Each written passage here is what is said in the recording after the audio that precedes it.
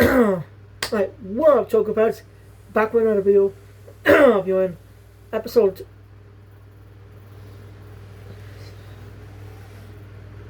Yeah, episode 19 of My Morphin Power Rangers. Part 3 to the 5-parter Green with Evil. Part 4 is also out. Our next one will be part 5, and then not the status quo.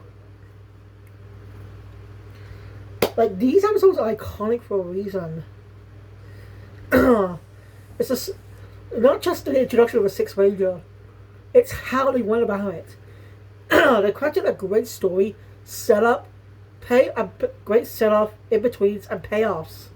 They're great.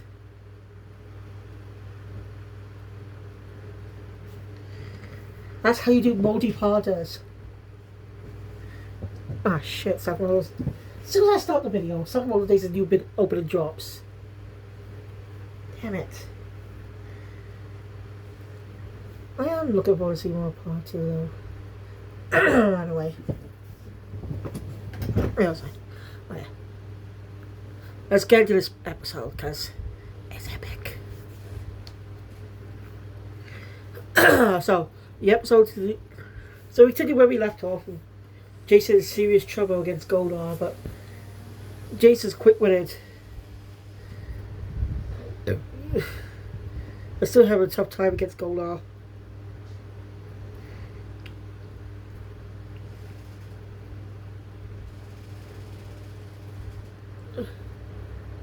Rita decides to summon one of her old minions, someone called Scorpina, who's dangerous.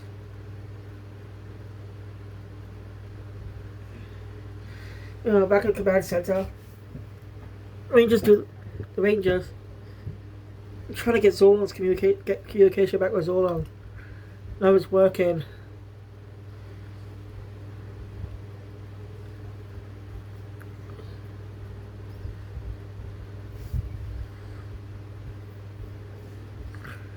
They also worry about Jason.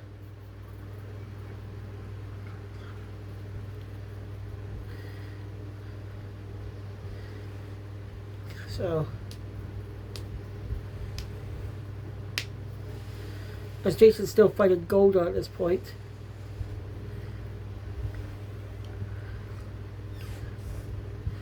Well, they're arguing about how dangerous Scorpion is.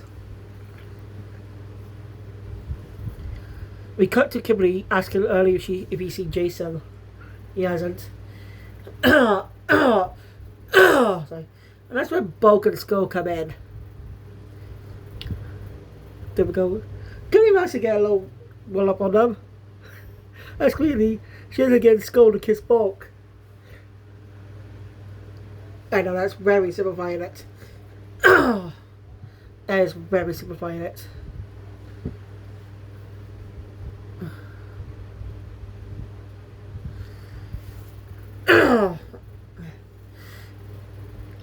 Let's get Nick. Anyway, she asks her to let her know if he sees Jason. That's when she accidentally bumps into Tommy. So she does ask about it, if he sees Jason, and Tom goes, Tommy's lying, as he tells Kimberly that Jason never showed up. He was supposed to be in school, but he never showed up. But Kimberly knows that's not like Jason, and that's when Tommy just says, "What? You worried about him?" Like the evil bitch he is. So, and that because we're passing by Tommy on the way out. Well, ask him what's wrong. Kimberly does. She knows why Tommy's acting the way he is. But she does explain what he told her about Jason. And Zach agrees with Kimberly. They know Jason too well. But Zach knows Jason went to the school that day. Most likely Zach was with Jason and on the way to the school. But split up for a reason.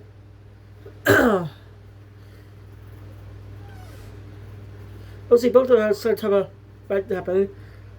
as they need to do stuff. That's my guess. I say the original cast are my favourite ones of the All About Morphin era. I don't hate the other characters, but these characters are more defined as they can be in the 90s, that is. But I like them because of their character, because the actors portraying them really are fun. And you really see how well the actors improve playing the characters. Alright, it's Morphin time! I don't know how Saban came up with that name. Like, how did he come up with the name Mighty Morphin Power Rangers? So Morphin is it's a small word in the word smaller. It's just a short abbreviation of the word metamorphosis, as in transformation, or in Japan, henshin. Yeah, henshin means transform.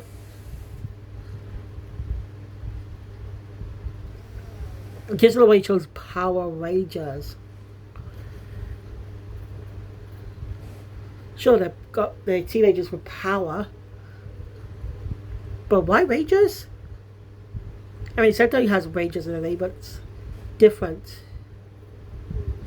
Like Goranger. And I don't know what that means. Rangers. I don't know any fucking Rangers.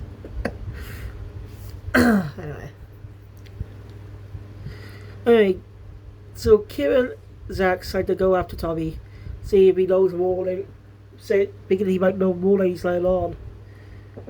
Rita sees this and sends some putties out to distract the Rangers, while Tommy, he managed to get away.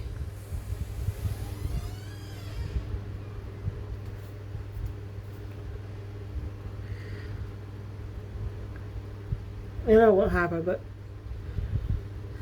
the question that the putties, they do point out the putties did not attack Tommy. We did find out all, but don't find it suspicious right now.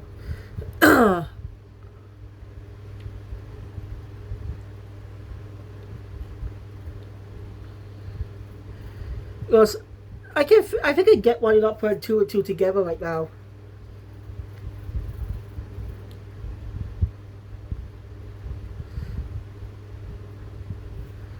Because why would they suspect Tommy? He is a new kid, but well, it could be anyone. I guess the voice, they didn't recognize the voice for some fucking reason. It always bugs me. People they know wouldn't recognize their freaking voices, would they? Just the freaking power distort their voices to some people is how different. I don't fucking know. That's the weirdest plot hole I ever seen in Power Rangers. That never gets explained. The ones that have secret identities, so how can no one they know recognizes their voices? Like, that's gotta be an explanation. Sentai doesn't have this problem because they don't keep their identities a secret. They henshin in public. Also, before I go, I want to update my opinion on Zets. The design's growing on me, actually. I think Zets' design is starting to grow on me. And it's a very unique Kamen Rider. So we'll see what he has to offer, too. Since he's going to be about dreaming or something. About dreams and stuff. Can it be as good as Gap, though? Because Gap's a great season. It's great writing, it's great characters. And it doesn't fall into the usual tropes, like with Hanto. Hanto can easily fall into the usual type of traps you see in this type of storytelling. You know, someone's keeping a secret and their close friend finds out and feels hurt. And refuses to listen till they're basically snapped out of it by someone. But Hanto's not stupid, as you saw throughout the series. He is good at thinking. He's logical. And when she found out was being half graduate, you know she was pissed, but didn't have time to think about it. Because Shoma probably had his reasons. And even after the reveal that Sean was partially responsible for his brother's death, in his head he knew that. Didn't blame Sean for that. Sean was a kid and didn't know anything. But his heart can't. And that's good storytelling. I think that's why Handel's my favourite secondary, my favourite non-main writer in the entire series. Because he's treated with respect. He's a smart character. He thinks a lot. He thinks he's like a real person. He thinks like, I don't know, give me this stuff. He just become my favourite for how he is.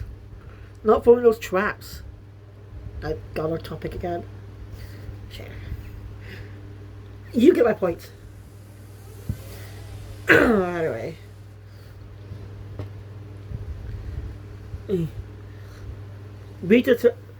So basically, when Tommy's evil, I refer to him as the Green Ranger.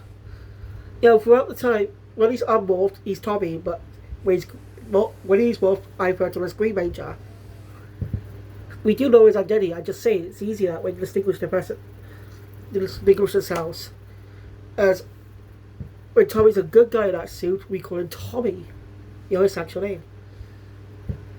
You get my point. So yeah, Rita said the Green Ranger has a permission to take care of Jason.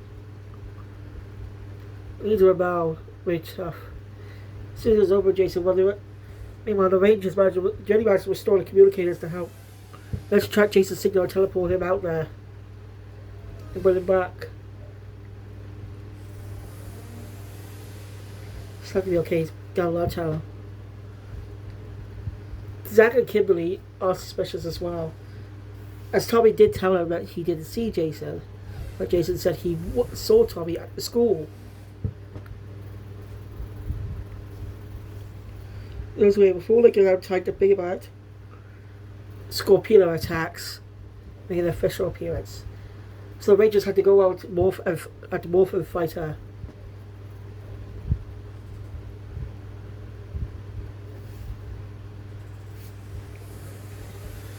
But Gordon points out how outnumbered she is. So she is called back for now. She's strong right now, but she's outnumbered. She's not happy about that. She could need to argue and stuff. So Rita sends Golda out next. Rita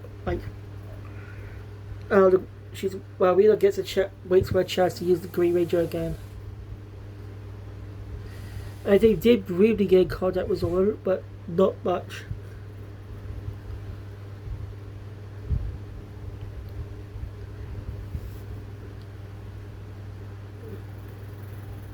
As we end the episode on the typical cliffhanger in these multi-parts. This is the only time Power Rangers has ever used a 5-parter story. This is the first time I ever seen a TV show with 5 parts. Normally it's 1 or 2 part. Usually it's just a 2 or 3-parter. Even sometimes a 4-parter, but 5 parts. Holy shit. Like, it's fucking impressive. So anyway, this episode's My Morphin Minute is about Megazord. Yeah. About the Megazord. Okay. And well, things come to as answers are going to be revealed in the next episode before we get to the climax episode. So thank you guys for watching. If you enjoyed my content, please hit the thumbs up button. Want to see more? Subscribe channel. Hit notification bell. Be able to think all these because we try. And see you guys later for part 4 of Green Revival. Sayonara.